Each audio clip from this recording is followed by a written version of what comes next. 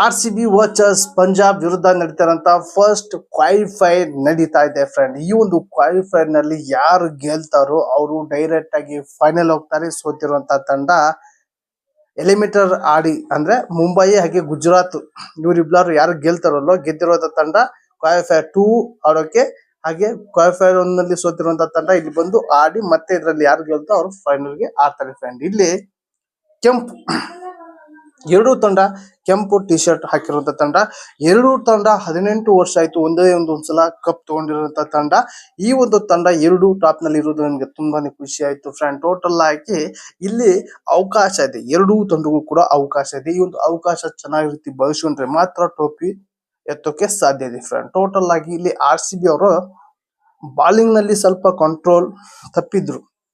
ಎರಡು ಮ್ಯಾಚ್ ನಲ್ಲಿ ತಪ್ಪಿದ್ರು, ಒಂದು ಹೈದರಾಬಾದ್ ವಿರುದ್ಧ ಹಾಗೆ ಪಂಜಾಬ್ ವಿರುದ್ಧ. ಈ ಒಂದು ಪಂಜಾಬ್ ನಲ್ಲೂ ಬಹಳ ರನ್ ಕೊಟ್ಟರು, ಹೈದರಾಬಾದ್ ವಿರುದ್ಧ ರನ್ ಕೊಟ್ಟರು. ಅದೇನಾದ್ರೂ ಹೈದರಾಬಾದ್ ವಿರುದ್ಧ ನಾವು ಸೋತೀವಿ, ನಾವೇನಾದ್ರು ಪಂಜಾಬ್ ವಿರುದ್ಧ ಸೋತಿದ್ರೆ ಬಹಳ ಕಷ್ಟ ಆಗ್ತಿತ್ತು. ನೆಕ್ಸ್ಟ್ ಮ್ಯಾಚ್ ಈ ಒಂದು ತಪ್ಪನ್ನ RCB ಬಾಲರ್ ಮಾಡ್ಕೋಬಾರ್ದು, ಮಾಡ್ಕೊಂಡ್ರೆ ಮತ್ತೆ ಮ್ಯಾಚ್ ಬಿಡುವಂತ ಸಾಧ್ಯತೆ ಇರುತ್ತೆ. ಹಾಗಾಗಿ ನಾಳಿನ ಮ್ಯಾಚ್ ಮಲಾನ್ಪುರದಲ್ಲಿ ನಡೀತಂತ ಈ ಒಂದು ಮ್ಯಾಚ್ ನಲ್ಲಿ ಕಂಪ್ಲೀಟ್ ಆಗಿ ಬಾಲಿಂಗ್ ಲೈನ್ ಕಂಪ್ಲೀಟ್ ಆಗಿ ಸ್ಟ್ರಾಂಗ್ ಇರಬೇಕು RCB ಇದ್ರೆ ಮಾತ್ರ ಇಲ್ಲಿ ನಮ್ಗೆ ಗೆಲ್ಲುವಂತ ಸಾಧ್ಯತೆ ಇರುತ್ತೆ ಫ್ರೆಂಡ್. ಟೋಟಲ್ ಆಗಿ ಇಲ್ಲಿ ನಾವೇನಾದ್ರೂ ಗೆದ್ರೆ, ನಾಳಿನ ಮ್ಯಾಚ್ ಏನಾದ್ರು ಗೆದ್ರೆ ಡೈರೆಕ್ಟ್ ಆಗಿ ಫೈನಲ್ ಹೋಗ್ತೀವಿ. ಅಥವಾ ನಾಳಿನ ಮ್ಯಾಚ್ ಏನಾದ್ರು ಸೋತ್ರೆ ಈಗ ನಾವು ವೇಟ್ ಮಾಡ್ಬೇಕಾಗತ್ತೆ. ಎಲಿಮಿನೇಟರ್ ಮ್ಯಾಚ್ ಆಡ್ತಾ ಇದ್ರಲ್ಲ ಈಗ GT ವರ್ಸಸ್ ಮುಂಬೈ. ಈ ಒಂದು ಮ್ಯಾಚ್ ನಲ್ಲಿ ಯಾರು ಗೆಲ್ತಾರೋ ಅವರು ಸೋತಿರೋ ತಂಡಕ್ಕೆ ಕ್ವಾಲಿಫೈರ್ 1 ನಲ್ಲಿ ಸೋತಿರೋ ತಂಡ, ಹಾಗೆ ಎಲಿಮಿನೇಟರ್ ಅಲ್ಲಿ ಗೆದ್ದಿರುವಂತ ತಂಡ ಇಲ್ಲಿ ಡೈರೆಕ್ಟ್ ಆಗಿ ಕ್ವಾಲಿಫೈರ್ 2 ಆಡುತ್ತೆ. 2 ನಲ್ಲಿ ಗೆದ್ದಿರುವಂತ ತಂಡ ಫೈನಲ್ ಆಗುತ್ತೆ. ಉಳಿದ ಒಬ್ರು ಮನೆ ಹೋಗುತ್ತಾರೆ ಫ್ರೆಂಡ್. ಟೋಟಲ್ ಆಗಿ ಈ ಒಂದು ಮ್ಯಾಚ್ ಬಹಳ ಕ್ರೂಷಿಯಲ್ ಇದೆ. ಒಂದು ಚಾನ್ಸ್ ಇದೆ ಅಂತ ಡಿಲೇ ಮಾಡೋಂಗಿಲ್ಲ. ಈ ಒಂದು ಮ್ಯಾಚ್ ಫಸ್ಟ್ ಮ್ಯಾಚ್ ಗೆಲ್ಲೇಬೇಕು. ಗೆದ್ದು ಫಸ್ಟ್ ಕ್ವಾಲಿಫೈರ್ ಗೆದ್ದು ನಾವು ಫೈನಲ್ ಹೋದ್ರೆ ಅನುಕೂಲ ಆಗುತ್ತೆ. ಅಥವಾ ನಾವೇನಾದ್ರು ಫಸ್ಟ್ ಕ್ವಾಲಿಫೈರ್ ಸೋತ್ರೆ ಕಷ್ಟ ಆಗುತ್ತೆ.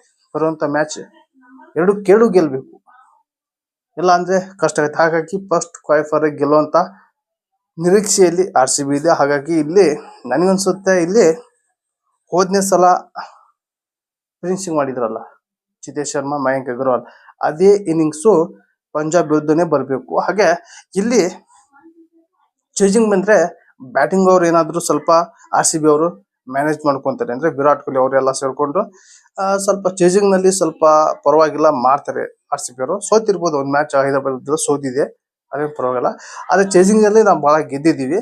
ಆದ್ರೆ ಚೇಜಿಂಗ್ ಸಿಗುತ್ತೆ ಅನ್ನೋದು ಕೂಡ ಅನ್ಕೊಳಂಗಿಲ್ಲ. ಯಾಕಂದ್ರೆ ಚೇಜಿಂಗ್ ಕೂಡ ಟಾಸ್ ಅವ್ರದಾದ್ರೆ ಅವ್ರು ಏನಾದ್ರು ಸೆಕೆಂಡ್ ಬ್ಯಾಟಿಂಗ್ ತಗೊಂಡ್ರೆ ಚೇಜಿಂಗ್ ಆಗುತ್ತೆ. ಹಾಗಾಗಿ ಇಲ್ಲಿ ಬಾಲರ್ ಮೇಲೆ ಕೂಡ ಡಿಪೆಂಡ್ ಆಗುತ್ತೆ ಮ್ಯಾಚ್. ಹಾಗಾಗಿ ಇಲ್ಲಿ ಬಾಲರ್ ಕೂಡ ಎಲ್ಲಾ ರೀತಿ ಸಜ್ಜಾಗ್ಬೇಕು ಈ ಒಂದು ಕ್ವಾಲಿಫೈಡ್ 1 ಗೆ. ಆ ಕಡೆ ಬಾಲಿಂಗ್ ಕೂಡ ಸ್ಟ್ರಾಂಗ್ ಐತೆ. ಹಾಗೆ ಹರ್ಪ್ರೀತ್ ಸಿಂಗ್ ಇವರೊಂದು ಬಾಲಿಂಗ್ ಸ್ವಲ್ಪ ಜಾಸ್ತಿ ಚೆನ್ನಾದಂತ ಪ್ರದರ್ಶನ ಕೊಡ್ತಾ ಇದ್ದಾರೆ ಪಂಜಾಬ್ ತಂಡಕ್ಕೆ. ಹಾಗಾಗಿ ಇಲ್ಲಿ RCB ನೇ ಆ ಒಂದು ದಾಳಿ ತಂದೆ ಕಷ್ಟ ಆಗುತ್ತೆ. ಹಾಗಾಗಿ ಇಲ್ಲಿ ಕಂಪ್ಲೀಟ್ ಆಗಿ RCB ಅವರು ಬಾಲಿಂಗ್ ಆಯಿತು ಬ್ಯಾಟಿಂಗ್ ನಲ್ಲಿ ಕಂಪ್ಲೀಟ್ ಸ್ಟ್ರಾಂಗ್ ಆಗಬೇಕು. ಆದ್ರೆ ಮಾತ್ರ ಈ ಸಲ ಚಾಂಪಿಯನ್ ಆಗೋಕೆ ಸಾಧ್ಯ ಇದೆ. ಇದೇ ರೀತಿ ಆಡಿರುವಂತ ಟೋಟಲ್ ಆಗಿ 14ರಲ್ಲಿ ನಾವು ಒಂದು 4 ಸೋತಿದ್ದೀವಿ, ಒಂದು ಮಳೆ ಬಂದಿದೆ, 9 ಗೆದ್ದಿದ್ದೀವಿ ನಾವು ಆಲ್ಮೋಸ್ಟ್. ಇಲ್ಲಿ ನನಗನ್ಸುತ್ತೆ ಇಲ್ಲಿ ಜಾಸ್ತಿ ನಾವು ಸೋತಿಲ್ಲ, ಗೆದ್ದಿದ್ದೀವಿ. ಇದೇ ಒಂದು ಪರ್ಫಾರ್ಮೆನ್ಸ್ ಬರುವಂತ ಮ್ಯಾಚ್ ನಲ್ಲಿ ನಾವೇನಾದ್ರು ತೋರಿಸಿದ್ರೆ ಇನ್ನು 2 ಮ್ಯಾಚ್ ಸೋತಿದ್ರೆ ಆರಾಮಾಗಿ ಚಾಂಪಿಯನ್ ಆಗ್ತೀವಿ, ಯಾವುದೇ ಒಂದು ಡೌಟ್ ಇಲ್ಲ. ಇಲ್ಲಿ ಫೈನಲ್ ಗೆ ಯಾರು ಬರ್ತಾರೆ ಅನ್ನೋದು ಕೂಡ ಕುತೂಹಲ ಇದೆ. RCB ಏನಾದ್ರು ಫಸ್ಟ್ ಮ್ಯಾಚ್ ಗೆದ್ರೆ ಇಲ್ಲಿ ಫೈನಲ್ ಯಾರು ಅಂತ ಡಿಫೆಂಡ್ ಆಗಲ್ಲ. ಏನೋ ಸೋತ್ರೆ ನಾವು ಮತ್ತೆ ಫೈನಲ್ ನಾವೇ ಹೋಗ್ಬೇಕಾಗತ್ತೆ ಪಂಜಾಬ್ ವಿರುದ್ಧ. ಹಾಗಾಗಿ ಇಲ್ಲಿ ನಾಳೆ ಕ್ರೂಷಿಯಲ್ ಮ್ಯಾಚ್. ಹಾಗೆ ಈ ಮ್ಯಾಚ್ ಯಾರು ಕೂಡ ಮಿಸ್ ಮಾಡ್ಕೋಬೇಡಿ. ಈ ಒಂದು ಮ್ಯಾಚ್ ಅಲ್ಲಿ ವಿರಾಟ್ ಕೊಹ್ಲಿ ಅಬ್ಬರಿಸಲೇಬೇಕು. ಇಂಥ ಮ್ಯಾಚ್ ನಲ್ಲಿ ವಿರಾಟ್ ಕೊಹ್ಲಿ ಆಡೇ ಆಡ್ತಾರೆ ಫ್ರೆಂಡ್. ಟೋಟಲ್ ಆಗಿ ಈ ಒಂದು ಮ್ಯಾಚ್ ರಿವ್ಯೂ, ಈ ಒಂದು ವಿಡಿಯೋ ಇಷ್ಟ ಆದ್ರೆ ಒಂದು ಲೈಕ್ ಕೊಡಿ. ಈ ಒಂದು ವಿಡಿಯೋ ನಿಮ್ಮ ಫ್ರೆಂಡ್ಗೆ ಶೇರ್ ಮಾಡಿ ಅಂತ ಹೇಳಿ ಏನ್ ಮಾಡ್ತಾ ಇದ್ದೀನಿ ಮತ್ತೆ ಇಂಥ ವಿಷಯ.